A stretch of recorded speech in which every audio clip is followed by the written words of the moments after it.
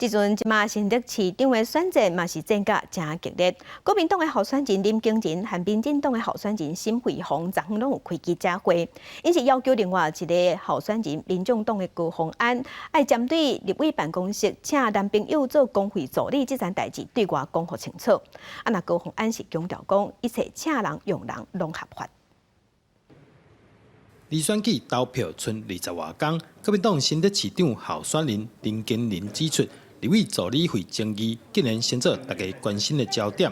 民众党候选人高虹安应该提出相关证据，向市民讲清楚。民进党候选人沈慧卿嘛在同一日提出相关的疑问。面对新竹市民的质疑，你应该用更高度的态度来接受大家对你的质疑。高虹安委员现在所涉及的非常多的问题，都是有可能游走在法律边缘，都是公领域里面应该对市民朋友去解释清楚的事情。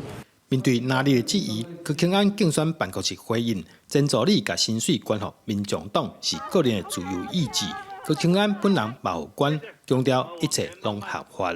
李前助理捐款给民众党，是他的个人自由意志，是认同民众党、支持民众党的表现。高虹安自己本人也另外有捐款及其他的付出，一切都是合法合规的。这是完全两个独立个人的自主决定。绿营政治人物、侧翼和媒体不需要每次抹黑造谣。高虹安方面嘛表示，针对部分人士一寡不实指控，会正式提出告诉。